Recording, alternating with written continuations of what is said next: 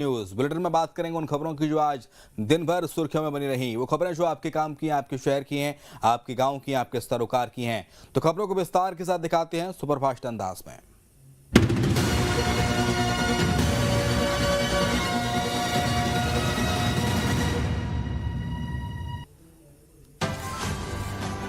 दिल्ली के पूर्व मंत्री और आम आदमी पार्टी नेता सत्येंद्र जैन को मिली जमानत। 18 महीने बाद मिली जमानत। दिल्ली सरकार के पूर्व मंत्री और आम आदमी पार्टी के नेता सत्येंद्र जैन को दिल्ली के एक कोर्ट ने मनी लॉन्ड्रिंग मामले में सत्येंद्र जैन को बेल दी है। उन्हें कोर्ट ने सशर्त जमानत दी है। वे देश से बाहर नहीं जा सकेंगे।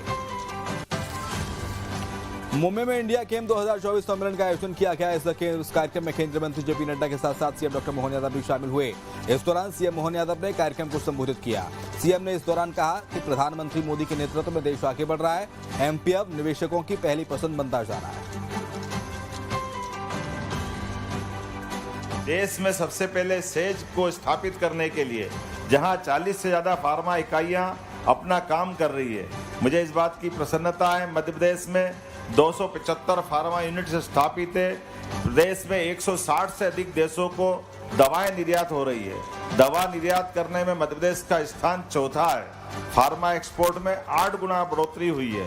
2023-24 में 11,890 करोड़ की फार्मा प्रोडक्ट एक्सपोर्ट हुए हैं। देश की टॉप फार्मा कंपनी में से 6 की यूनिट मध्य प्रदेश में स्थापित है। प्रदेश में फार्मेसी और मेडिकल कॉलेजों की संख्या लगातार बढ़ती जा रही है। वर्तमान में 250 फार्मेसी और 35 मेडिकल कॉलेज अपना काम कर रहे हैं।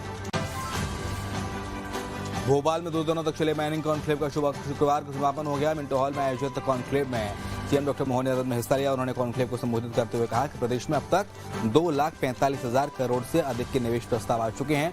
आज की बात करें तो माइनिंग कॉन्क्लेव में ही 11 कंपनियों ने 20,000 करोड़ रुपए का प्रस्ताव आया है। अभी कई और रीजनल कॉन्क्लेव होने वाले हैं, जिससे आंकड़ा और बढ़ेगा।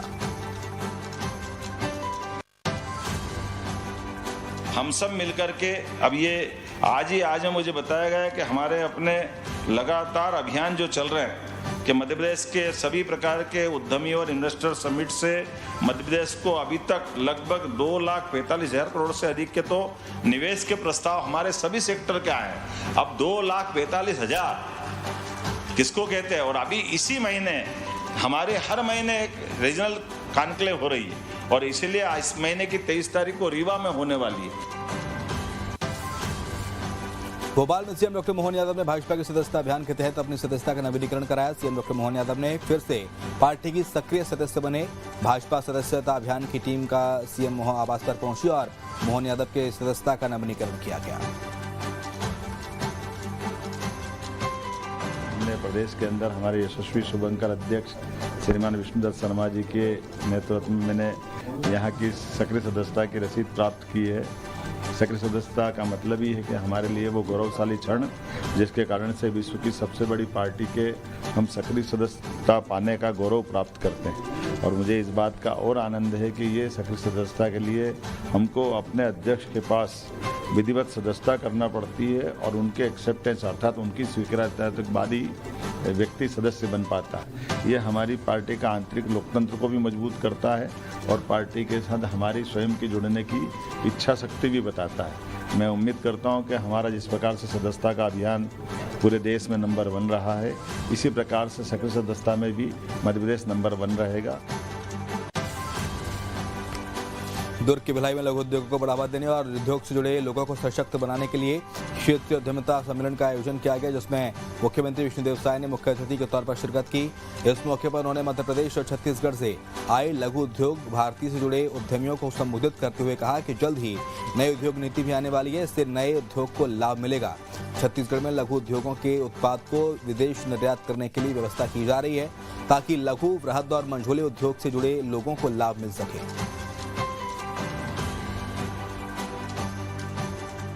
देखिए, उद्योग भारती के द्वारा यहाँ पर एक दिवसीय सम्मेलन का आयोजन किया गया है, जिसमें लघु उद्योग भारती के हमारे मध्य प्रदेश और छत्तीसगढ़ दोनों प्रदेश के पदाधिकारी उपस्थित हुए हैं और भारी संख्या में दोनों प्रदेश से उद्यमी भी हैं और निश्चित रूप से लघु उद्योग भारती की पूरे देश में 1000 इकाइयाँ हैं और 65,000 से ज़्यादा सदस्य हैं और ये लघु उद्योग भारती हमारे जो MSME के जो छोटे छोटे उद्योग धंधे करने वाले हैं उनको मतलब प्रोत्साहित करने का काम करती हैं। झारखंड में भाजपा के नेतृत्व वाले एनडीए की 20 सीटों का बंटवारा हो गया है। सीट बंटवारे के तहत बीजेपी झारखंड की 68 सीटों पर चुनाव लड़ेगी। वहीं AJSU को 10, जेडीयू को 2 और 1 सीट LJPR को दी गई है। झारखंड भाजपा के सह प्रभारी और असम बीजेपी हेमंत बिस्व शर्मा असम के सीएम ने ये जानकारी साझा की। झारखंड प्रभारी और केंद्रीय मंत्री शिवराज सिंह चौहान ने कहा है कि भाजपा, जदयू, आजसू और लोजपा आर साथ मिलकर झारखंड विधानसभा का चुनाव लड़ेंगे। पार्टियों के बीच सीटों का बंटवारा हो गया है और जल्द ही उम्मीदवारों का भी ऐलान कर दिया जाएगा। बता दें कि झारखंड विधानसभा चुनावों के लिए 2 चरणों में 13 नवंबर और 20 नवंबर को मतदान होगा। वहीं 23 नवंबर को नतीजों का ऐलान भी किया जाएगा। पहले चरण में राज्य की 43 विधानसभा सीटों पर और दूसरे चरण में 38 सीटों पर मतदान होगा। झारखंड में एनडीए का मुकाबला JJM के नेतृत्व वाली इंडिया गठबंधन से होगा। इसमें JJM, कांग्रेस, RJD शामिल है। आज एनडीए देश में विकास और सुशासन का प्रतीक है। झारखंड में भी चुनाव का बिगुल बज चुका है। इंडी गठबंधन की सरकार ने झारखंड को तबाही और बर्बादी के कगार पर पहुंचा दिया है। झारखंड के ये चुनाव सत्ता पर कौन काबिज होगा केवल इसका चुनाव नहीं है, ये झारखंड की अस्मिता बचाने का चुनाव है। हरियाणा की नायब सिंह सैनी सरकार ने पहली कैबिनेट बैठक में अनुसूचित जाति आरक्षण में उपवर्गीकरण लागू करने का निर्णय लिया है। हरियाणा सरकार ने इस फैसले पर बहुजन समाज पार्टी की अध्यक्ष और यूपी के पूर्व सीएम मायावती ने प्रतिक्रिया दी है। मायावती ने हरियाणा की भाजपा सरकार के फैसले पर नाराजगी जताई। सुप्रीम कोर्ट के आरक्षण के भीतर कोटे की नई व्यवस्था लागू करने का फैसला दलितों को फिर से बांटने और उन्हें आपस में लड़ाते रहने का षड्यंत्र मायावती ने बताया।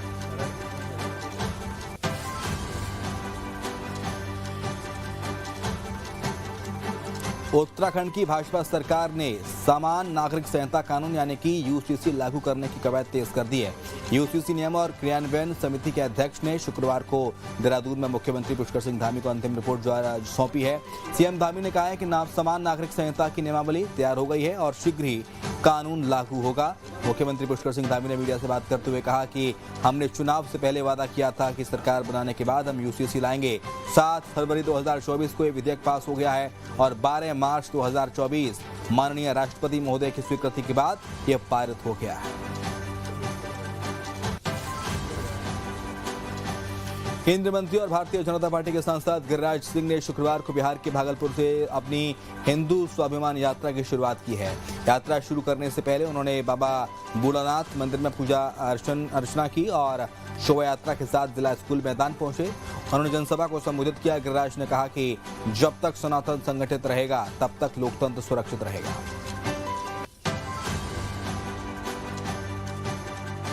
बहराइच पे तेजस्वी यादव की जुबान नहीं खुलेगी। बंगाल पे राहुल गांधी, तेजस्वी यादव, अखिलेश यादव, इन लोगों की जुबान नहीं खुलेगी। ये मुस्लिम वोट के लिए आज जब बहराइच की घटना हुई, एक शब्द नहीं अखिलेश यादव के जुबान से खुला, केवल मुस्लिम वोट के लिए। उनका तो डीएनए में ही हिंदू विरोधी है। दिल्ली में SC/ST समाज के बच्चों के लिए मुख्यमंत्री जय भीम योजना फिर से शुरू हो गई है। इस बारे में दिल्ली के पूर्व सीएम केजरीवाल ने जानकारी दी। इस योजना के तहत SC/ST समाज के बच्चों को कोचिंग के लिए प्रति महीने 2500 रुपए मिलते हैं। अरविंद केजरीवाल के मुताबिक पहले कोरोना और फिर बाद में उनके जेल जाने के चलते साजिशन इस योजना को बंद कर दिया गया था, जो अब फिर से शुरू कर दी गई है। केजरीवाल ने भी बताया कि दिल्ली में बेहद महत्वपूर्ण फरिश्ते योजना भी बंद कर दी गई थी, लेकिन अब वो फिर से शुरू कर दी गई है। इस योजना के तहत अगर दिल्ली की सीमा रेखा में किसी भी व्यक्ति का एक्सीडेंट होता है तो उसको अस्पताल पहुंचाने वाले को इनाम भी मिलता है।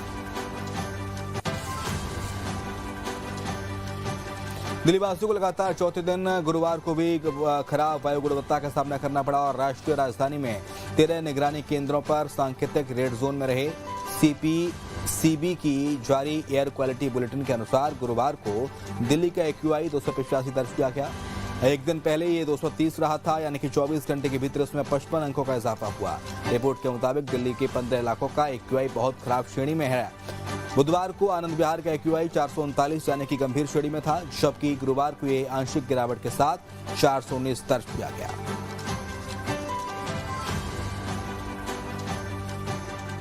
मौसम विभाग का जो अभी रिपोर्ट आई है उसके अनुसार दिल्ली के अंदर अब हवा की गति जो है वो कम हो रही है और टेम्परेचर जो है अब तेजी के साथ डाउन हो रहा है। इन दो प्रतिकूल परिस्थितियों में दिल्ली का जो हवा की एयर क्वालिटी है